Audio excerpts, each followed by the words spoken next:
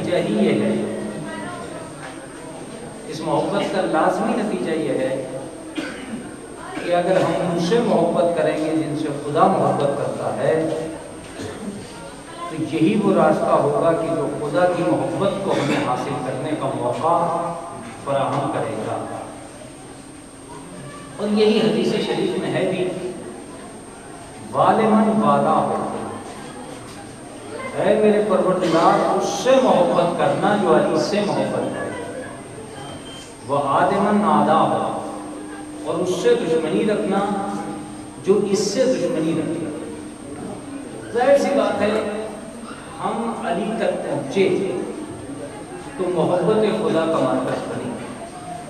اس کے علاوہ کوئی ذریعہ ایسا نہیں تھا کہ انسان اس کو حاصل کر کے ترقی یافتہ ہو جائے.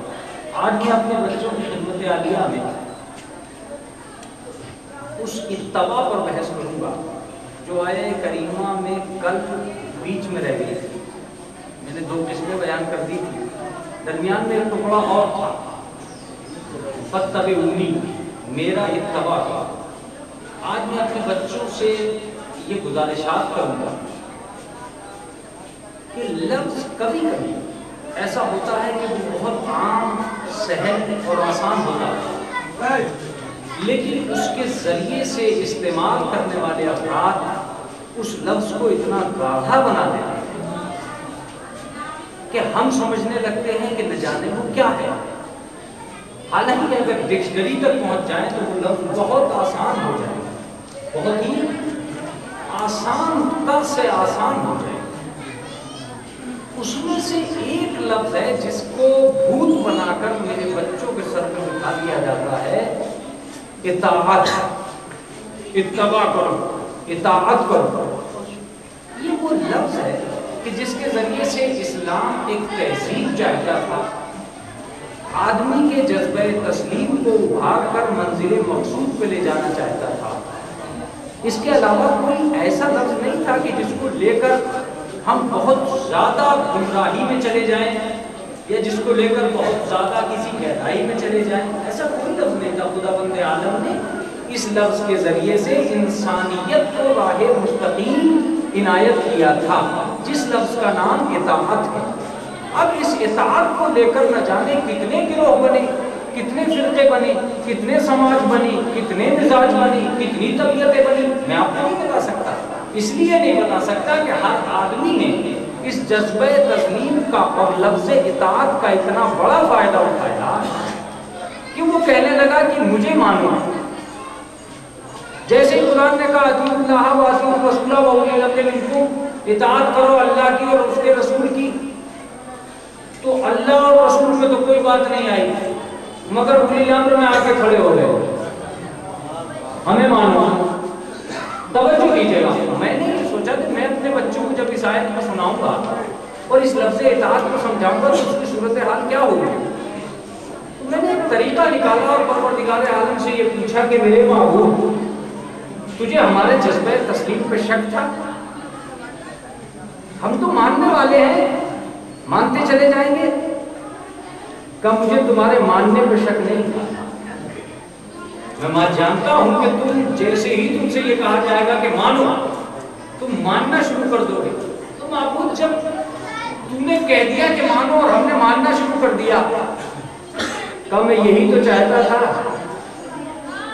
کہ ماننا بہت ضروری ہے، مگر ماننے سے پہلے جاننا بہت ضروری ہے. مجلس شروع ہو جائے گی اس لفظ میں، ماننے سے پہلے جاننا بہت ضروری ہے. اب میں اسے عربی میں کہوں، اطاعت کبھی کامیاب نہیں ہو سکتی جب تک معرفت نہ ہو. جب تک معرفت نہ ہو اطاعت اس وقت تک کامیاب نہیں ہو سکتی. جتنی کمزور معرفت ہوگی اتنی ہی کمزور اطاعت ہوگی. یا میں لفظوں کو یوں کہوں گا کہ جو جان ہی نہیں سکا وہ مانے گا کیا؟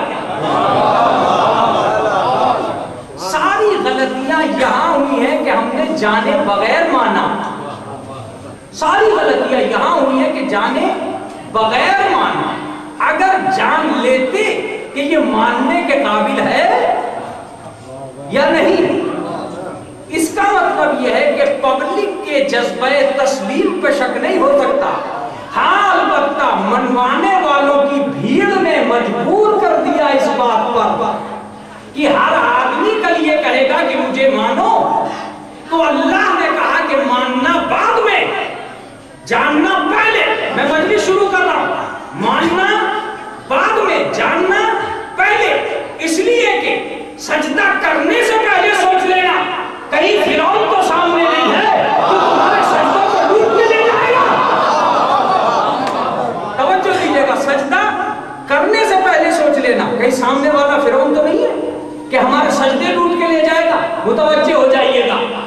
نبی کو ماننے سے پہلے سوچ لینا کہ مسلمہ کذاب تو نہیں ہے. اگر میرے بچے جانتے ہوتے کہ کتنے لوگوں نے جھوٹی نبوت کا دعویٰ کیا ہے تو اس بات پر خاموش نہ بیٹھتے. تم ماننے سے پہلے سوچ لینا. اب میں اپنے بچوں سے کہتا ہوں کہ عالم کو ہاتھ بعد میں لگانا، عباس کو پہلے پہچان لینا. میں اپنے بچوں سے کہتا ہوں کہ عالم ہاتھ بعد میں لگانا، عباس کو پہلے پہچان لینا، مجلس میں بعد میں آنا، حسین کو پہلے پہچان لینا.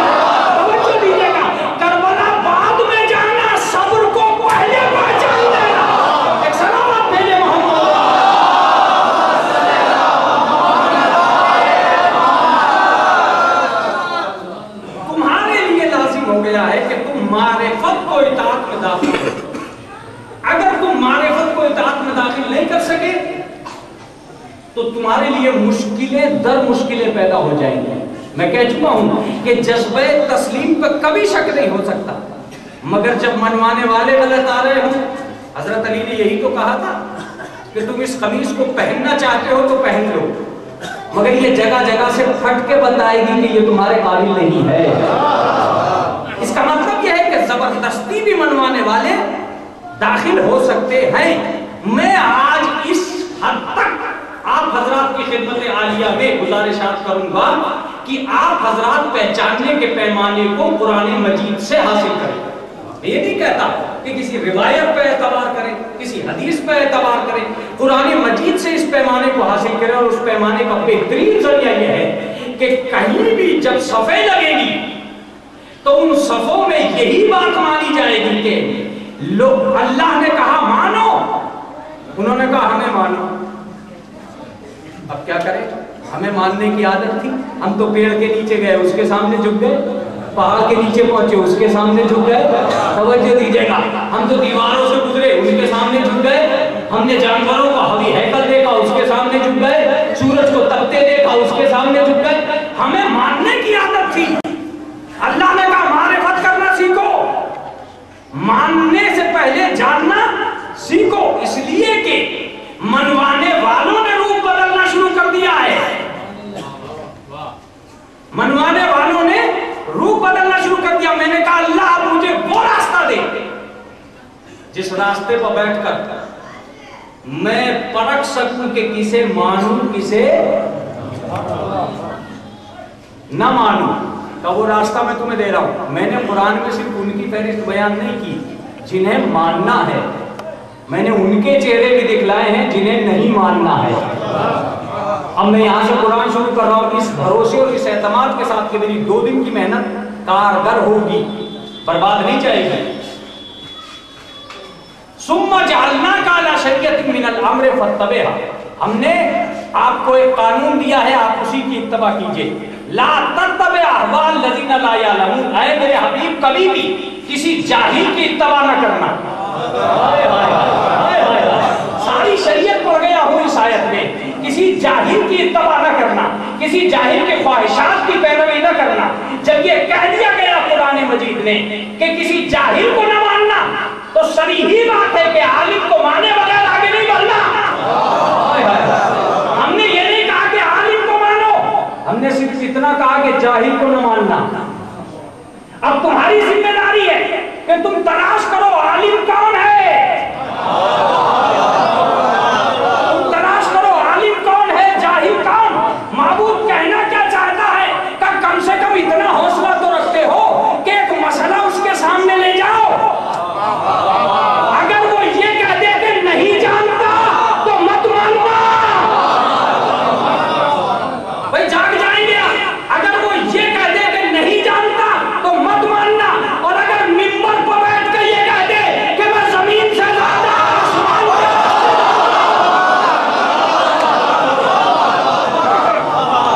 آسان ہو گئی. اگر وہ یہ کہہ دے کہ میں نہیں جانتا تو مت ماننا. اور اگر وہ زمین سے زیادہ آسمان کے راستے جاننے کا دعویٰ کرے تو مان لینا. کیسا علم چاہیے؟ میں نے کہا پروردگار عالم کیا کسی ایم ڈی کو مان لوں؟ کہا ایم ڈی سے جا کے پوچھو وہ جانتا کتنا ہے. میں نے کہا ڈبل ایم ڈی کے پاس چلا جاؤں. اور اس سے پوچھو وہ جانتا کتنا ہے. میں نے جا کے پوچھا کہ آپ بھینس کے بارے میں کیا جانتے ہیں, آپ گائے کے بارے میں کیا جانتے ہیں, آپ مچھلی کے بارے میں کیا جانتے ہیں. مولانا کیسی باتیں کر رہے ہو, مجھ سے بھینس کے بارے میں پوچھ رہے ہو, اسپیشلسٹ ہوں, انسان کے بارے میں پوچھو, دماغ کے بارے میں پوچھو, چیسٹ کے بارے میں پوچھو. عجیب بات ہے. آپ یہ نہیں جانتے کہ تاروں کا علم کیا ہے, آپ یہ نہیں جانتے کہ زمین کے نیچے کیا ہے, آپ یہ نہیں جانتے کہ فضاؤں میں کیا ہے, ہواؤں میں کیا ہے, خلاؤں میں کیا ہے. اس کا مطلب یہ ہے ڈاکٹر صاحب کہ آپ جاہل زیادہ ہیں, عالم کم. جاہل زیادہ ہے, عالم کم. اور مجھے وہ چاہیے جو عالم زیادہ ہو. کب وہ کہاں ملے گا مالک؟ میں نے محلوں کو چھانا, کہیں نہیں ملا. گوشے گوشے گیا, کہیں نہیں ملا.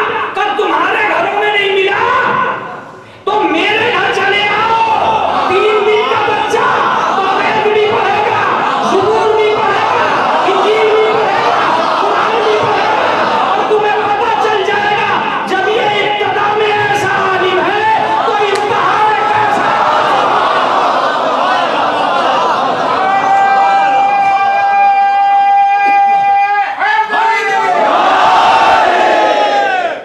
جب یہ ابتدا میں ایسا عالم ہے تو انتہا میں کیسا عالم ہوگا.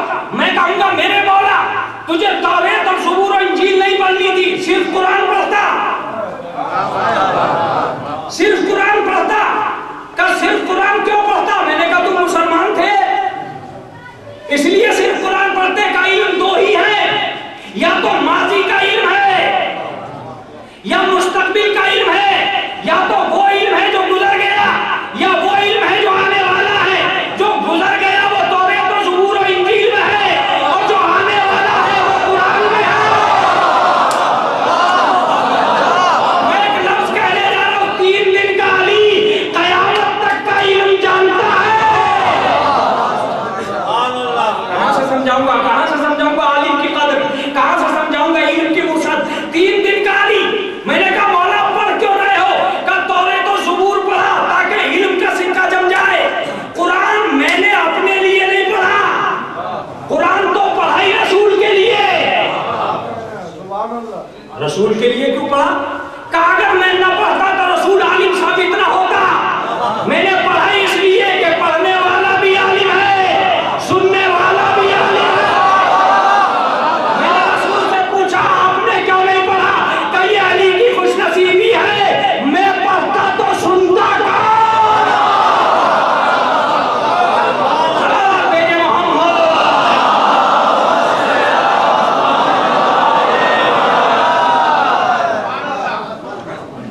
اس کا مطلب یہ ہے کہ ایک شخص جس نے یہ کہا کہ علم کی وسعت ہے. ایک آدمی آیا اور آنے کے بعد دن بھر مولا علی علیہ السلام سے سوال کرتا رہا, یہ سوچ کر کہ کسی سوال پہ تو اٹکے نہیں رہے. نماز کے وقفے کے علاوہ اس نے مولا کو چھوڑا نہیں. مولا علی نے آخر میں کہا کہ تو چاہتا کیا ہے؟ کہ میں سوچ یہ رہا ہوں کہ اتنے سوال میں نے تم سے کیے ہیں, کسی سوال میں تو کہہ دو کہ سوچ کے بتاؤں گا.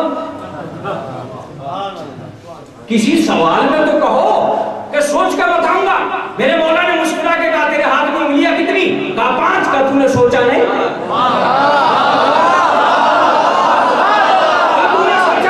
اس میں کا سوچنے کی بات ہے, یہ تو سامنے کا ہاتھ ہے. کہ جیسے تیرے سامنے تیرا ہاتھ ہے, میرے سامنے پوری کا ہے.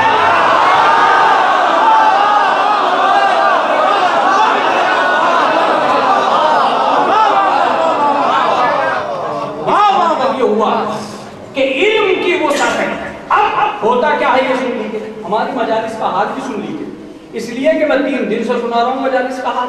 ہماری مجالس کا حال یہ ہے کہ ہم جب مجلس سنتے ہیں تو یہ سوچ کے بیٹھتے ہیں کہ یہ آخرت کی گلیوں کے لیے ہو رہی ہے. میں سچ کہتا ہوں کہ کوئی مجلس آخرت کی گلیوں کے لیے ہے ہی نہیں. ارے یہاں سن لو, یہی تمہیں فائدہ ہوگا.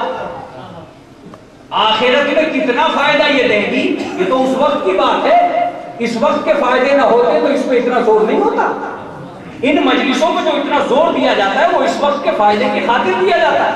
کوئی بھی آیت ہم پڑھتے ہیں کہ یہ تو آخرت کے لیے ہے، مثلا اسی آیت کو لے لیجیے آپ کہ یہی آیت ہم نے سنی کو اس آیت کے ذریعے سے فیصلے ہو سکتے ہیں کہ کسے مانا جائے گا کسے نہیں مانا جائے گا، آخرت میں فائدہ ہوگا آخرت میں نہیں. ایک آیت جب ہم نے آپ کو دی ہے تو اس کا مطلب اپنے سینے پر رکھ کے دیکھو، ان گلیوں کے لیے وہ آیت اتری ہے. اگر تم قرآن مجید کو قبرستان لے کے جا رہے ہو اور قبر پر پڑھنا چاہ رہے ہو تو اتنا تو سوچ لیا ہوتا کہ جو قرآن مردوں کو فائدہ دے دے گا کیا وہ زندوں کو فائدہ نہیں دے گا. قبرستان کسی مدرسے میں نہ پڑھا ہوتا تو قرآن مجید کے لیے یہ جملہ نہ کہتا، لیکن آج بھری ہوئی مجلس سے کہہ کے جا رہا ہوں اگر تم قبرستان جا رہے ہو تو قبرستان مت جانا. قرآن میں یہ طاقت ہے کہ وہ یہیں سے وہیں پہنچ جائے گا، مگر آج کے بعد اپنے گھر میں بیٹھ کے پڑھنا، اس لیے کہ جب آس پاس کی قبروں کو وہاں فائدہ دے سکتا ہے تو آس پاس کے گھروں کو یہاں فائدہ دے سکتا ہے. رسول اللہ کی حدیث سنو، جس گھر میں قرآن پڑھا جاتا ہے آسمان والے اسے ایسے دیکھتے ہیں جیسے زمین والے کعبہ دیکھتے ہیں.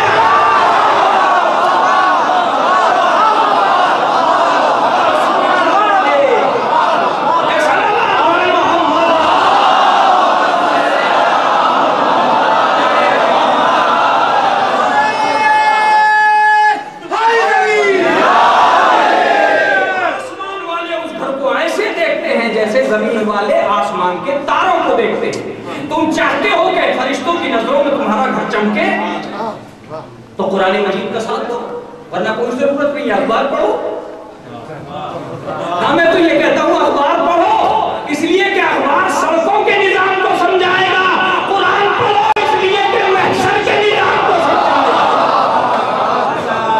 تمہاری اپنی مرضی ہے، میں اس میں کچھ نہیں کر سکتا. آگے بڑھو. یہ آیت اس لیے ہے کہ وہاں کی پہچان کریں گے. کہاں کی بات کر رہے ہو؟ یہ آیت وہاں کے لیے تھی نہیں. جب ہم نے تم سے کہا کہ کسی جاہل کو نہ ماننا تو اس کا مطلب یہ تھا کہ کسی جاہل سے دوستی نہ کرنا. توجہ دیتے رہیے کہ جس نظام کی طرف لے جاؤں گا یہ بات آگے کی ہے، یہاں کی نہیں ہے. کسی جاہل سے دوستی نہ کرنا. اب اگر جاہل سے دوستی کی اور لڑائی ہو گئی تو ہم سے شکایت نہ کرنا. ہائے ہائے ہائے. توجہ دیجیے گا، کسی جاہل کو انجمن کا سیکریٹری نہ بنانا. اگر بنا دیا اور انجمن تباہ ہو گئی تو ہم سے نہ کہنا. کسی کو جاہل کو وقت کا متولی نہ بنانا. اگر بنا دیا اور وقت برباد ہو گیا تو ہم سے نہ کہنا. کسی جاہل کو قوم کا نگراں نہ بنانا. اگر بنا دیا اور برباد ہو گیا تو ہم سے نہ کہنا. کسی جاہل کو مسند رسول کا مالک نہ بنانا. اگر شریعت تباہ ہو گئی تو ہم سے نہ کہنا.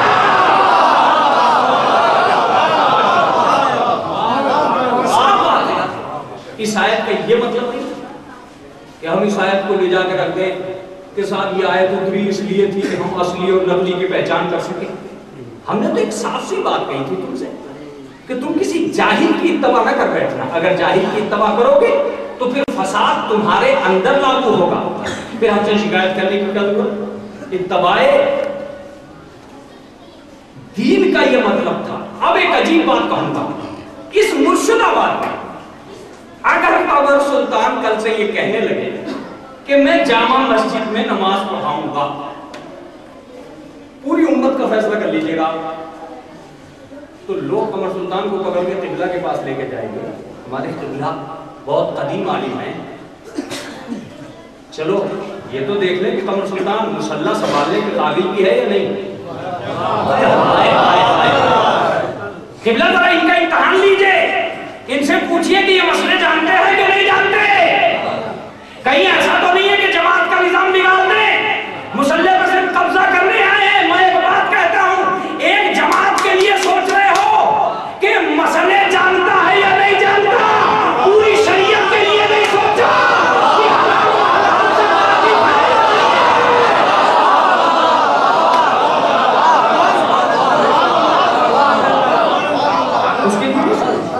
کبھی تمہارے ذہن میں یہ بات نہیں ہے؟ اللہ نے کہا سنو، میں نے ان کے چہرے بھی دکھلائے جنہیں ماننا اور ان کے چہرے بھی دکھلائے جنہیں نہ ماننا. اب میں آیتیں پڑھ رہا ہوں، ڈائریکٹ آیتیں پڑھ رہا ہوں. ہو سکتا ہے کہ میرے کسی بھائی کے ذہن میں کمالات آ جائے.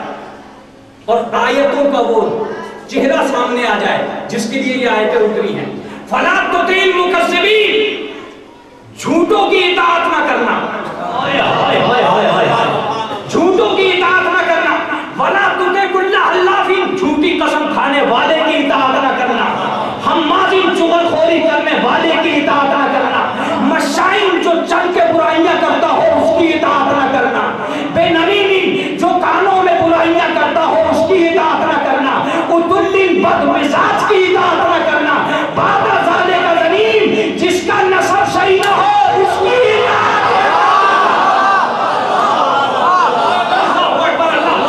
اب اس سے زیادہ تو وضاحت میں بھی نہیں کر سکتا. جھوٹے کی اطاعت نہ کرنا، چغلخور کی اطاعت نہ کرنا، جھوٹے قسم کھانے والے کی اطاعت نہ کرنا، جو برائیاں چل چل کے کرتا ہو اس کی اطاعت نہ کرنا، جو کانوں میں برائیاں کرتا ہو اس کی اطاعت نہ کرنا، بد مزاج کی اطاعت نہ کرنا. یہ ہے اسلام. جب اسلام کسی بد مزاج کی اطاعت نہیں کرنے دیتا تو بد کردار کی اطاعت.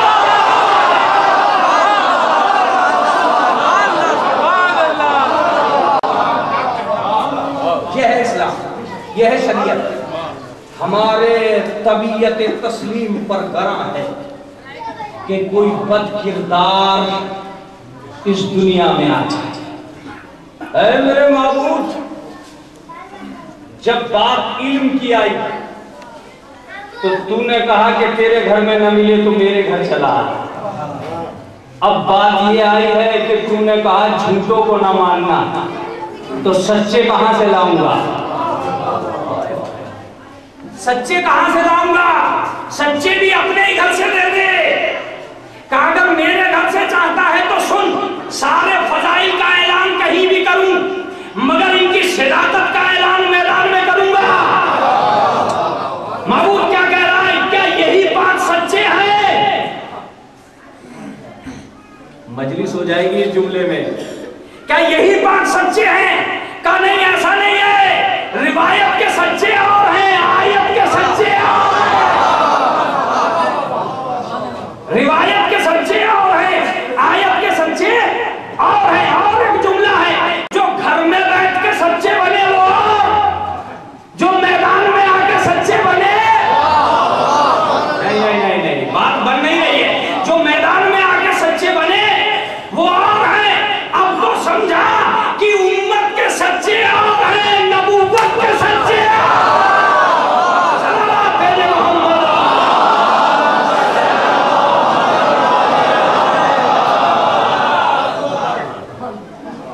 یہ کون لوگ ہیں؟ کئی نے جنہیں پیغمبر اعتماد کی خاطر میدان میں لایا. میں ایک لفظ کہنے جا رہا ہوں، اگر اہل بیت میدان مباہلہ میں نہ آئے ہوتے تو شریعت کو گھروں میں جانے کا حوصلہ نہ ملتا. مجلس کبھی کبھی پڑھی جاتی ہے اور کبھی کبھی سنی جاتی ہے. شریعت کو گھروں میں جانے کا حوصلہ نہ ملتا. اور اگر اہل بیت زمین پہ نہ آتے تو انسان کو اوپر جانے کا موقع نہ ملتا. ایک سوال تو ذہن میں پھر بھی گھومتا ہے نا کہ اہل بیت آئے کیوں؟ ہم سے پوچھو آئے کیوں؟ ہم سے پوچھو آئے کیوں؟ اگر یہ اوپر سے نیچے نہ آگے ہوتے تو پستیاں انسان کا مقدر ہوتی. آدھا سمجھا آدھا نہیں سمجھا. پستیاں انسان کا مقدر ہوتی. تمہاری حالت کیا ہوتی ہے میں بتاؤں گا. تم تو زندگی بھر پوچھتے عرش پہ کیا ہے، لوہے محفوظ پہ کیا ہے، جنت میں کیا ہے، کوثر میں کیا ہے، کوثر میں کیا ہے، لوہے محفوظ پہ کیا ہے، عرش پہ کیا ہے. اہل بیت نے کہا ہمیں زمین پہ آنے دے. آج تو پوچھ رہا ہے کہ تارا کیا ہے. فاطمہ نے کہا زمین پہ بلا کے دکھلاؤں گی کیا ہے.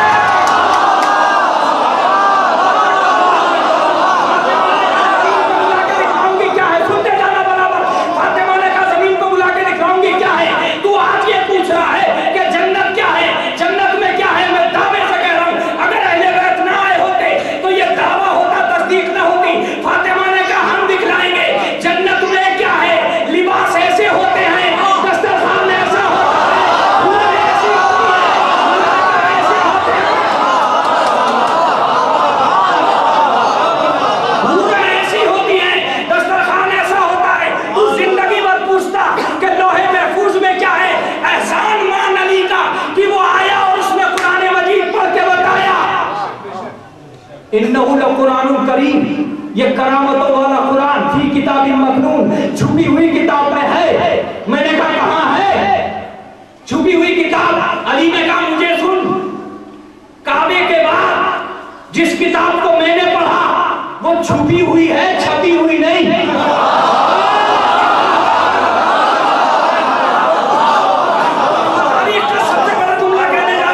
وہ چھپی ہوئی کتاب ہے، چھپی ہوئی نہیں۔ تجھے معلوم ہونا چاہیے کہ چھپی ہوئی کے پڑھنے والے اور ہیں، چھپی ہوئی کے پڑھنے والے اور ہیں۔ یہی تو وجہ ہے جنہوں نے چھپی ہوئی پڑھی وہ حافظ بنے، جنہوں نے چھپی ہوئی پڑھی وہ محافظ بنے۔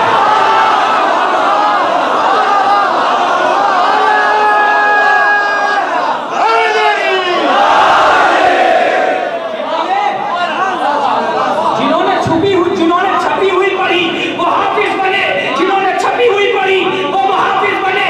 جو چھپی ہوئی پڑھتے ہیں وہ زندگی میں پڑھتے ہیں، اور جو چھپی ہوئی پڑھتے ہیں وہ نو کے نیزے سے بھی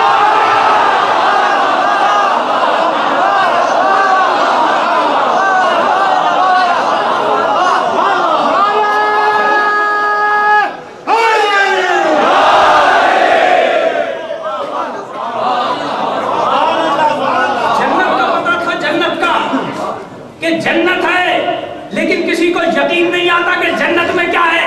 فاطمہ نے کہا لباس منگاؤں گی، کبھی اپنے لیے کبھی بیٹوں کے لیے،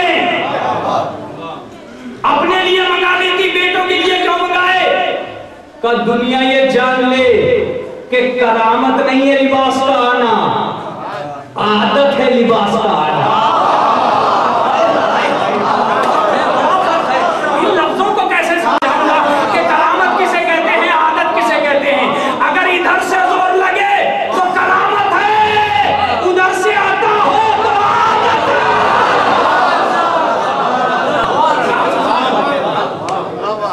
البتہ اہل بیت نے زمین پہ آ کے بتایا کہ ہم ساری دنیا کے نظام بدلیں گے، تاریخی حیثیت بدلیں گے۔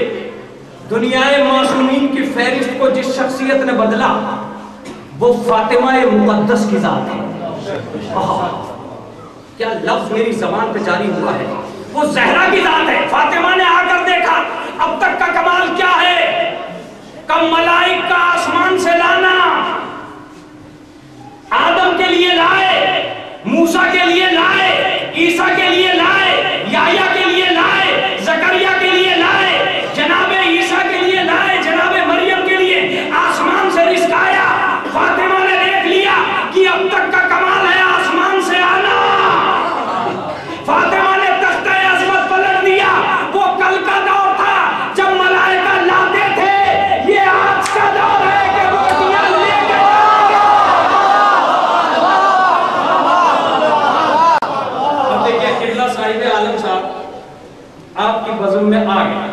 ان کے آنے کا مطلب سمجھتے ہیں آپ؟ ان کے آنے کا مطلب یہ ہے کہ آج قمر سلطان کو مختصر پڑھنا ہے، ہم آ گئے۔ سلوات بھیجے محمد۔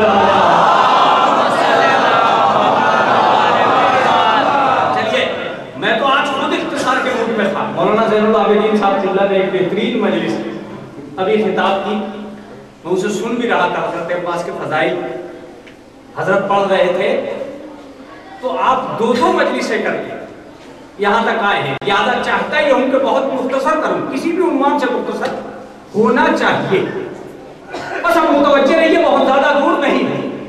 جناب فاطمہ نے کہا اس عنوان کو بدلوں گی۔ میں ایک لفظ کہا کرتا ہوں کبھی کبھی کہ فاطمہ زہرا عظمت و قامت کی اس منزل پہ آ گئی کہ اللہ کے یہاں بھی کوئی منصب نہیں بچا جو فاطمہ کے قابل ہوتا۔ میں نے کہہ دیا، آپ نے سن لیا، میں نے کہہ دیا، آپ نے سن لیا کہ فاطمہ کوئی منصب ایسا نہیں ہے اب جو تیری شان کے قابل ہو۔ لہذا ہم یہ کر رہے ہیں کہ دونوں منصبوں کو تمہاری ذات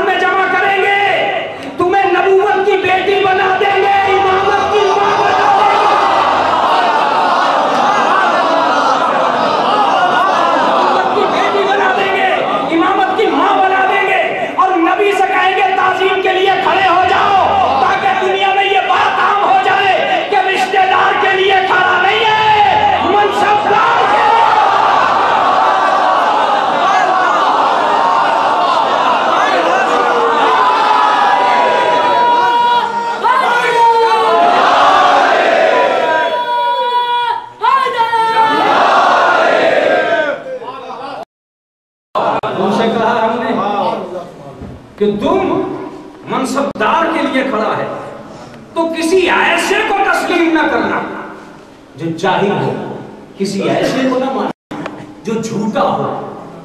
معبود سچے کا کہہ تو دیا، انہیں میدان میں لا کر دکھلا رہا.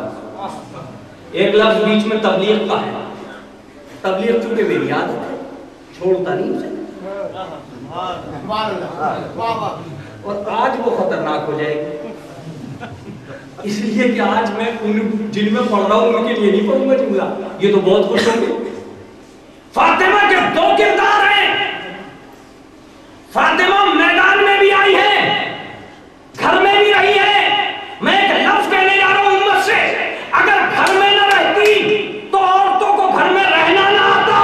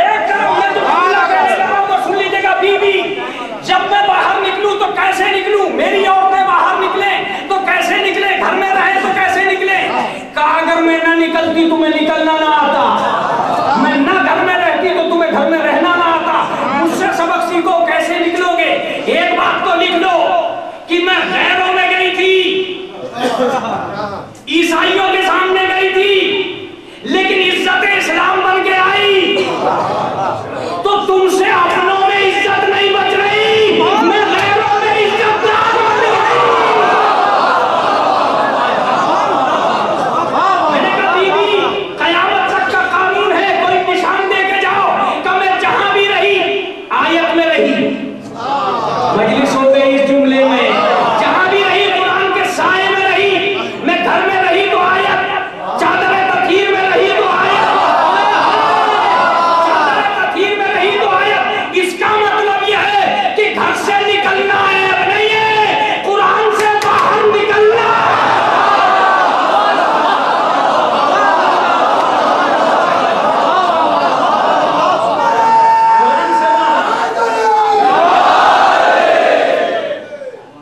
قرآن سے باہر نکلنا ہے. اور میں بھی کہتا ہوں سماج سے آج جو یہ کہا جا رہا ہے کہ ان کو پردہ پہناؤ، ان پہ پردہ ڈالو، ان کے سر ڈھکو، ان کے چہرے ڈھکو، غلط ہے، غلط ہے. جنہیں قرآن نہ گھیر سکا اسے سماج کبھی نہیں گھیر سکتا.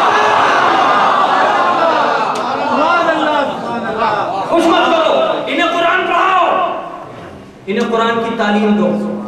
میں خود کہتا ہوں کہ وقار اسلام بن جائیں گے عورتیں،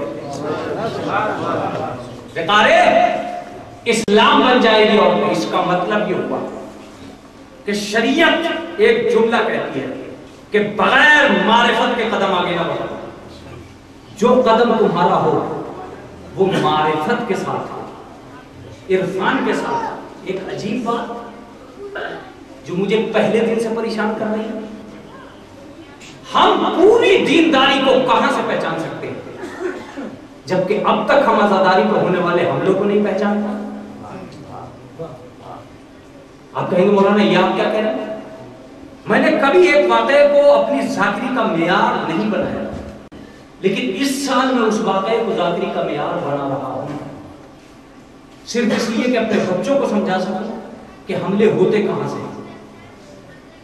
ایک جگہ میں نے تقریر میں یہ سنا کہ راہب کو حسین بیٹے کیسے دے سکتے ہیں جسے رسول نہ دے سکتے۔ میں نے کہا ہے اور بھی تو سیرت کے بہت سے واقعات ہیں، کسی پہ بھی یہ تبصرہ ہو سکتا تھا، اسی واقعے پہ یہ تبصرہ کیوں؟ بس اس کیوں نے میرے ذہن کو الجھا دیا۔ کتابیں جمع کی، کتابیں جمع کرنے کے بعد سیرت کا یہ واقعہ پڑھا، واقعہ پڑھ کے جو نتیجہ سامنے آیا وہ میں آپ کو دے رہا ہوں۔ اس واقعے میں خالی تم شامل نہیں ہو، اس واقعے میں فاصلہ یہ ہو گیا کہ ایک عیسائی قوم بھی شامل ہے۔ ایجنٹوں کے ذریعے اس واقعے کا انکار کرایا، عقیدے کو بیچ میں رکھا رسالت اور امامت کے، اس لیے کہ اگر یہ واقعہ باقی رہ گیا تو عیسائیت کی توہین یہ ہے کہ عیسائیت کا عالم مسلمانوں کے پیغمبر کے گھر پہ بھکاری ہے۔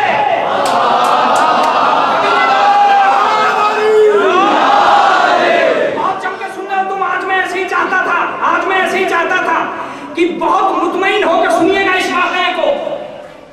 عیسائیوں کو یہ برداشت نہیں ہوا کہ جب تک یہ واقعہ پڑھا جائے گا عیسائیت بھکاری بنی رہے گی۔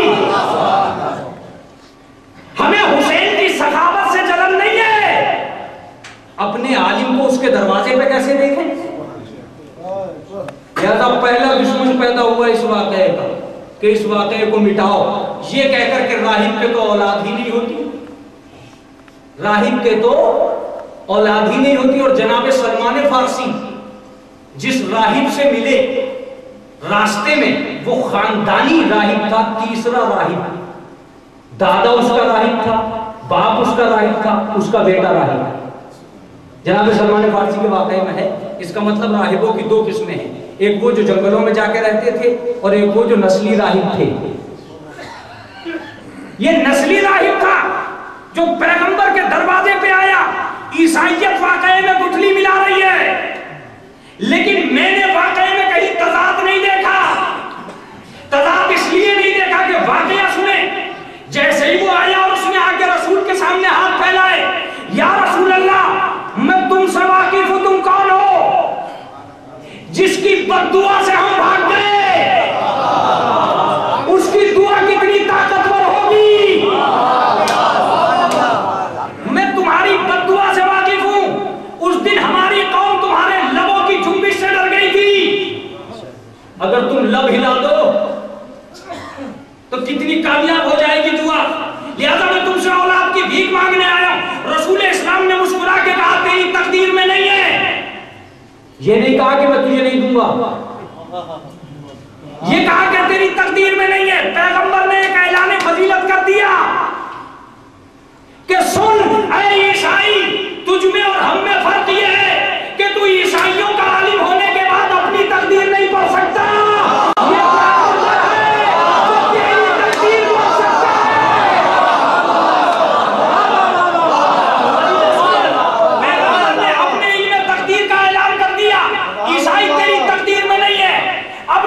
سوچا اگر میں نے اسے دے دیا تو میری گود میں بیٹھا ہے حسین، اسے یہ تو پتا ہے کہ عیسیٰ کے بعد میں ہوں،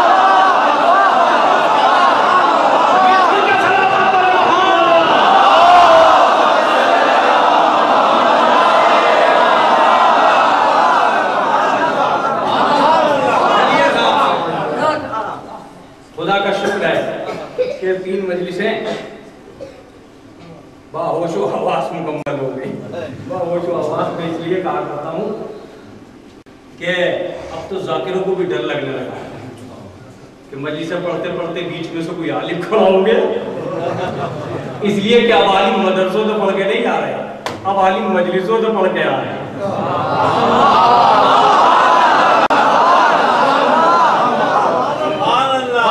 پڑھانے والوں کا نام بھی لیتے ہیں، فلاں صاحب نے تو یوں پڑھایا تھا، تم کیا پڑھا رہے ہو؟ میں کہتا ہوں بھیا پڑھے لکھ کے سنے سناؤ سے آگے نہیں ہے۔ مولوی بیچارہ گم دبا کے اس لیے نکل جاتا ہے کہ وہ دینے تھوڑی آیا تھا، وہ تو لینے آیا تھا۔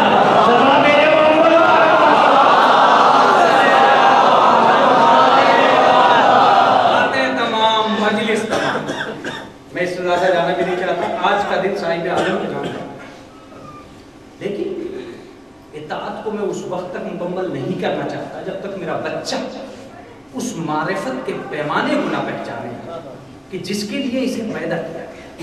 ایک ایک چیز کو پہچانو، مولوی کو پہچانو، مولا کو پہچانو، عبادت کو پہچانو، شریعت کو پہچانو، دینیات کو پہچانو، حقیقت کو پہچانو۔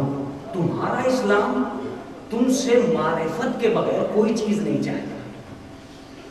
اگر تم معرفت کے بغیر کوئی کام کرنے جا رہے ہو تو اسلام کہتا ہے کہ نہیں مت کرو، اس سے بہتر ہے۔ حضرت علی فرماتے ہیں کہ شک کی نماز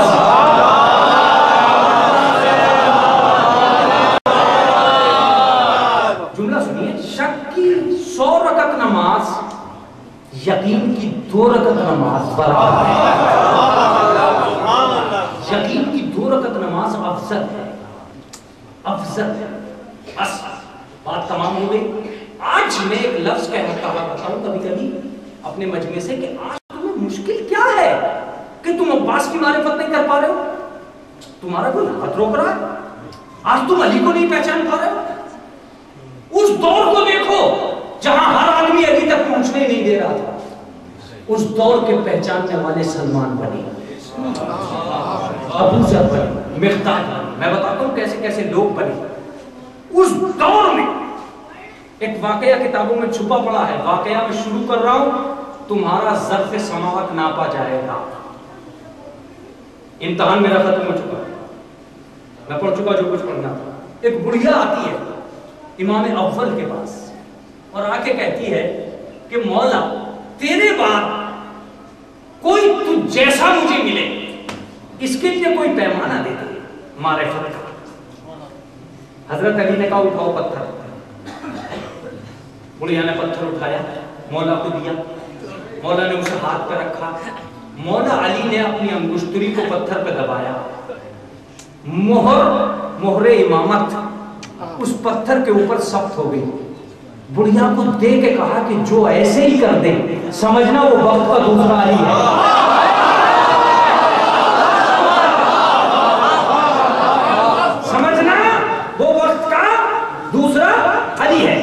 بڑھیا نے سجدہ شکر کیا۔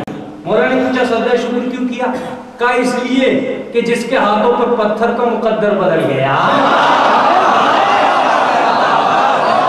اس کے ہاتھوں پر میرا مقدر کیوں نہیں بدل سکتا؟ کہا لے جا، جو ایسے ہی کر دے سمجھنا وہ وقت کا دوسرا علی ہے۔ علی کا دور چلا گیا، امام حسن کے پاس آئی اور امام حسن کو وہ پتھر دے، قوم قد ظلوا من قبل واضلوا کثیرا۔ اے اہل کتاب، دین میں غلط سلط باتیں داخل مت کرو،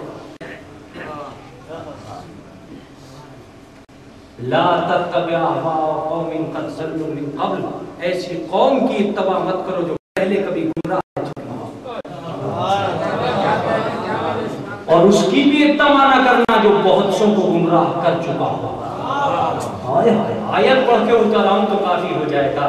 جو گمراہ کرے اس کی اطاعت بھی نہیں ہوگی، جو گمراہ رہ چکا ہو اس کی اطاعت بھی نہیں ہوگی، تو پھر کس کی اطاعت ہوگی؟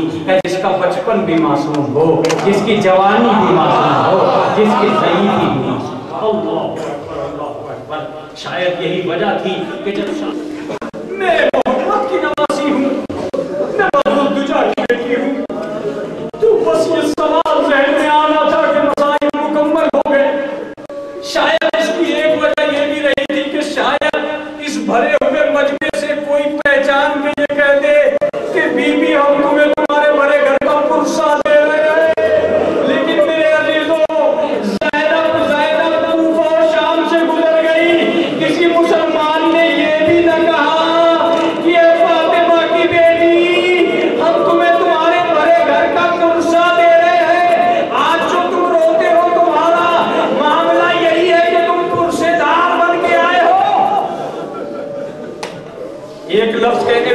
بتاتا ہے کہ جہاں زینب کو پرسہ دیا جا سکتا تھا وہاں پہچنواتی رہی، کسی نے پہچانا نہیں، لیکن جب مدینے آ گئی تو ہم زینب پہچاننے کے قابل نہیں رہی۔ سگی ماں نے سگی بیٹی کو نہ پہچانا، شوہر نے بیوی کو نہ پہچانا، سگے چچا نے بھتیجے کو نہ پہچانا۔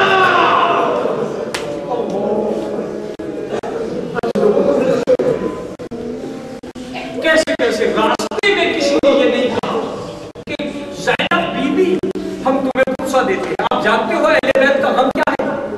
جب مدینے واپس آ گئے ہیں اہل بیت تو سید سجاد سے جملہ کہا زینب نے کہ ہمیں آئے ہوئے اتنے دن ہو گئے، ہم تک ابھی کوئی پرسے کو نہیں آیا۔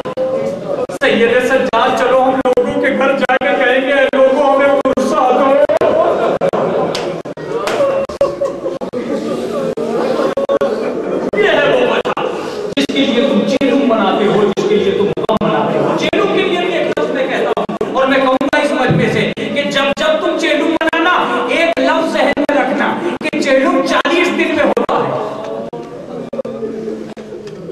اور زینب کو زینب نے جب یہ لفظ کہا کہ مجھے اپنے بھائی کا چیلم منانا ہے تو زینب کو قید خانے میں 1 سال 1 مہینہ 11 دن بیت چکے تھے۔ میرے مولا کے چیلم کا خیال بھی آیا تو 1 سال کے بعد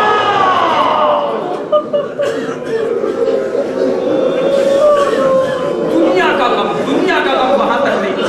سننا چاہتے ہو تو سنو، ایک روایت پڑھ کے میں تم سے ودا لینا چاہتا ہوں، نوحے سننا، پھر اس کے بعد رات میں ایک نصف رات تک تمہیں ماتم کرنا ہے۔ ایک روایت اور مجلس تمام۔ ایک دن قید خانے میں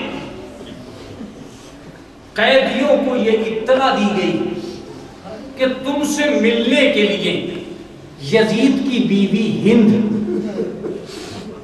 آنا چاہتی ہے، لہذا آج آپ کا انتظام ایک ٹیلے پر کر دیا گیا ہے جہاں بہت سے لوگ تمہیں دیکھنے کے لیے آئیں گے۔ جناب زینب یہ سن کے رو پڑی کہ آج ہمیں مجمع دیکھنے کے لیے آئے۔ جناب زینب، جناب ام کلثوم نے یہ طے کیا کہ سارے قافلے کو ہم پیچھے رکھیں گے، ہم دونوں آگے آگے رہیں گے۔ روایت یہ بتاتی ہے کہ حرم میں یزید سے لے کر اس ٹیلے تک جہاں اہل بیت کو آنا تھا وہاں تک پردے کھینچ دیے گئے۔ ہند یزید کی بیوی ان حرم سرا سے نکل کر ان پردوں کے بیچ سے ہو کر آنے والی تھی۔ روایت بتاتی ہے کہ جب اہل حرم کو اس گیلری میں داخل کیا گیا جس کے چاروں طرف پردے لگ رہے تھے تو جناب زینب نے جناب ام کلثوم کو دیکھا اور دیکھنے کے بعد میں کہا کہ آج کوئی محترم ہستی ہے جس کے پردے کا یہ اہتمام کیا۔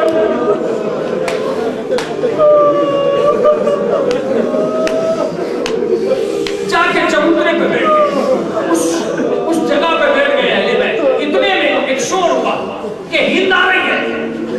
ہند اپنی 6 سال کی بچی کو لیے ہوئے اہل بیت کے قافلے میں آئی اور آنے کے بعد اپنی بچی سے کہا کہ لے چادر، جا کے اس بچی کو پہنا دے جو تیری عمر کی ہے۔